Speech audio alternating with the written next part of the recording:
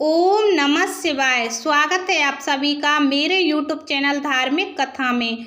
मैं आज आपको 16 सोमवार व्रत कथा सुना रही हूँ, जिसको सुनने से भगवान शिव अति प्रसन्न होते हैं एवं मनोवांछित फल देते हैं। सभी को प्रेम से बोलना है शिव भगवान की जय, माता पार्वती की जय।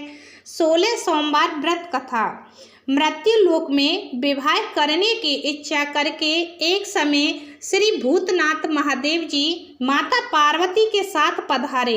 वहां वे भ्रमण करते करते विदर्भ देश अंतर्गत अमरावती नाम की अति रमणीक नगरी में पहुँचे। अमरावती नगरी अमरापुरी के सदृश सब प्रकार के सुखों से परिपूर्ण थी। उसमें वहाँ के महाराजा का बनाया हुआ अति रमणीक शिवजी का मंदिर था। उसमें भगवान शंकर भगवती पार्वती के साथ निवास करने लगे।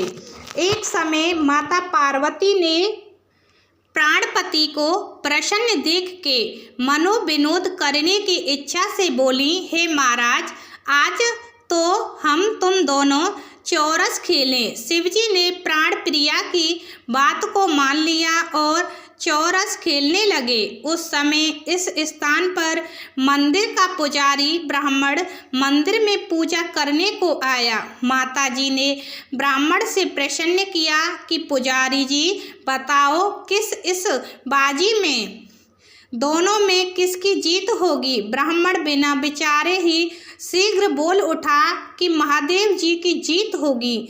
थोड़ी देर में बाजी समाप्त हो गई और पार्वती जी की विजय हुई। अब तो पार्वती जी ब्राह्मण को झूठ बोलने के अपराध के कारण श्राप देने को उद्धत हुई। तब महादेव जी ने पार्वती जी को बहुत समझाया, परंतु उन्होंने ब्राह्मण को कोढ़ी होने का श्राप दिया। कुछ समय बाद पार्वती जी के श्रापवश पुजारी के शरीर में कोढ़ पैदा हो गया। इस प्रकार पुजारी अनेक प्रकार से दुखी रहने लगा। इस तरह के कष्ट भोगते हुए जब बहुत दिन हो गए तो देवलोक की अप्सराएं शिवजी की पूजा करने उसी मंदिर में पधारी और पुजारी के कष्ट को देख बड़े दया भाव से उससे रोगी होने का कारण पूछने लगीं। पुजारी ने निसंकोच सब बातें उनसे कह दी। भी अप्सराएं बोली, हे पुजारी, अब तुम अधिक दुखी मत होना। भगवान शिवजी तुम्हारे कष्ट को दूर कर देंगे।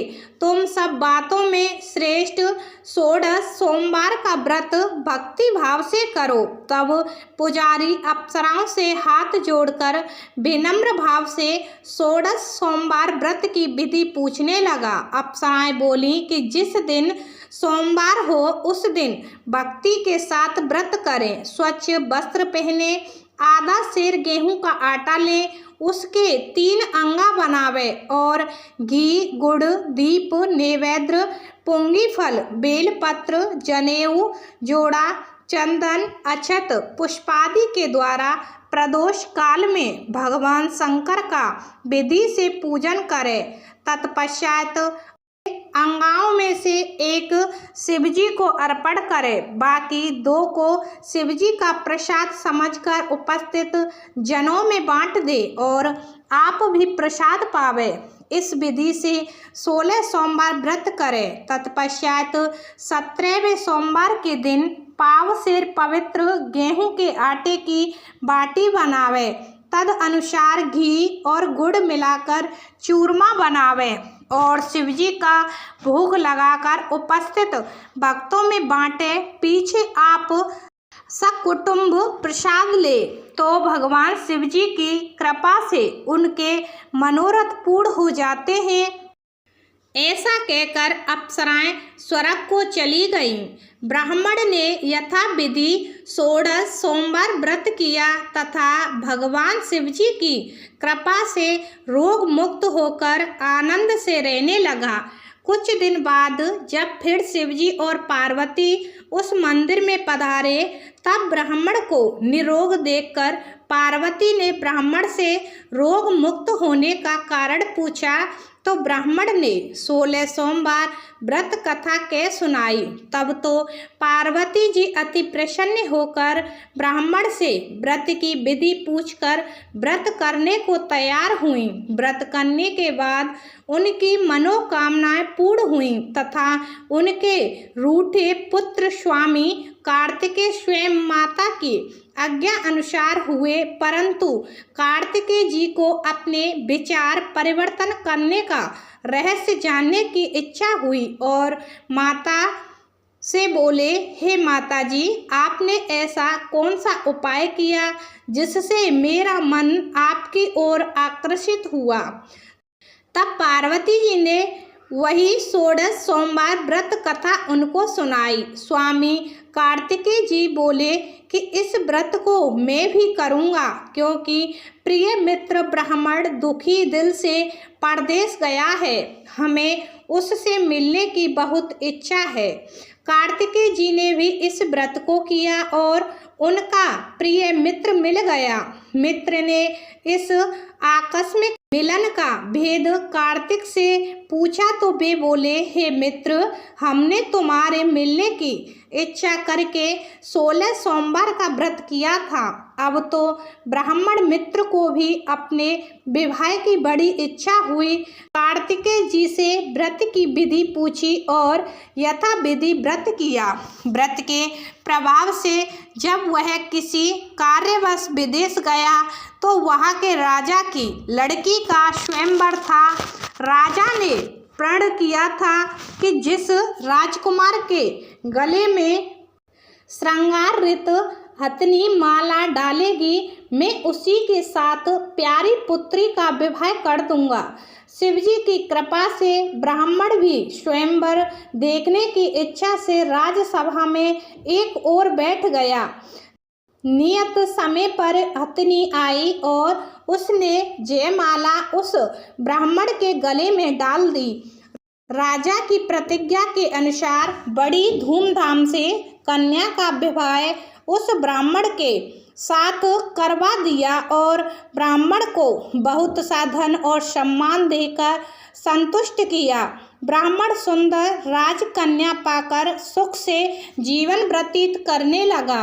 एक दिन राजकन्या ने अपने पति से प्रश्न किया, हे प्राणनाथ, आपने ऐसा कौन सा भारी पुण्य किया जिसके प्रभाव से हथनी ने सब राजकुमारों को छोड़कर आपको वरण किया। ब्राह्मण बोला, हे प्राणप्रिय, मैंने अपने मित्र कार्तिकेय जी के कथनानुसार 16 सोमवार व्रत किया था, जिसके प्रभाव से मुझे तुम जैसी स्वरूपवान लक्ष्मी की प्राप्ति हुई।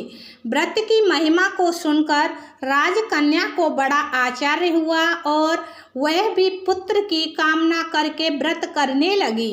शिवजी की दया से उसके गर्भ से एक अति सुंदर, सुशील, धर्मात्मा और विद्वान पुत्र उत्पन्न हुआ।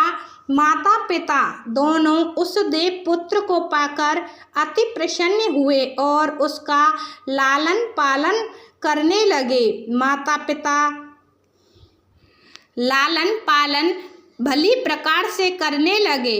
जब पुत्र समझदार हुआ तो एक दिन उसने अपनी माता से प्रश्न किया कि माँ, तूने कौन सा तप किया है जो मेरे जैसा पुत्र तेरे गर्भ में उत्पन्न हुआ। माता ने पुत्र का प्रबल मनोरथ जान के अपने किए हुए 16 सोमवार व्रत को विधि सहित पुत्र के सम्मुख प्रकट किया। पुत्र ने ऐसे सरल व्रत को सब तरह के मनोरथ पूर्ण करने वाला सुना तो वह भी इस व्रत को राज्याधिकार पाने की इच्छा से हर सोमवार को यथाविधि व्रत करने लगा।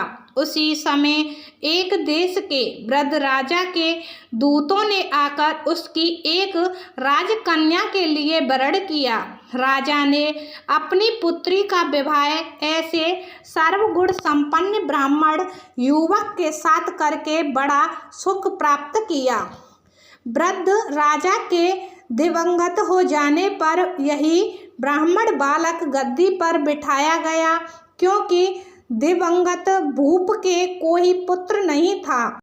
राज्य का अधिकारी होकर भी वह ब्राह्मण पुत्र अपने 16 सोमवार के व्रत को करता रहा। जब 17वां सोमवार आया तो विप्र पुत्र ने अपनी प्रियतमा से सब पूजन सामग्री लेकर शिवालय में चलने के लिए कहा, परंतु प्रियतमा ने उसकी आज्ञा की परवाह नहीं की। दास दासियों द्वारा सब सामग्रियां शिवालय में भिजवा दी और आप नहीं गई।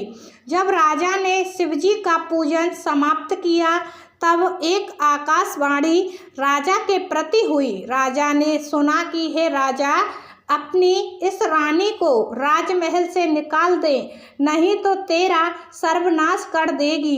वाणी को सुनकर राजा के आचार्य का ठिकाना नहीं रहा और तत्काल ही मंत्रणा गृह में आकर अपने सभासदों को बुलाकर पूछने लगा कि हे मंत्रियों, मुझे आज शिवजी की वाणी हुई है कि राजा तू अपनी इस रानी को निकाल दे, नहीं तो ये तेरा सर्वनाश कर देगी। मंत्री आदि सब बड़े विस्मय और दुख में डूब गए, क्योंकि जिस कन्या के साथ राज मिला है राजा उसी को निकालने का जाल रचता है। यह कैसे हो सकेगा। अंत में राजा ने उसे अपने यहाँ से निकाल दिया। रानी दुखी हृदय से भाग्य को कोसती हुई नगर के बाहर हुई। बिना पत्राण फटे वस्त्र पहने भूख से दुखी धीरे धीरे चलकर एक नगर में पहुंची। वहां एक बुढ़िया सूत काटकर बेचने को जाती थी। रानी की करुण दशा देख बोली, चल तू मेरा सूत बिकवा दे, मैं वृद्ध हूँ, भाव नहीं जानती हूँ। ऐसी बात बुढ़िया की सुन रानी ने बुढ़िया के सर से सूत की गठरी उतार अपने सिर पर रखी। थोड़ी देर बाद आंधी आई और बुढ़िया का सूत पोटली के सहित उड़ गया। बेचारी बुढ़िया पछताती रह गई और रानी को अपने साथ से दूर करने को कह दिया। अब रानी एक तेली के घर गई तो तेली के सब मटके शिवजी के प्रकोप के कारण चटक गए। ऐसी दशा देख तेली ने रानी को अपने घर से निकाल दिया।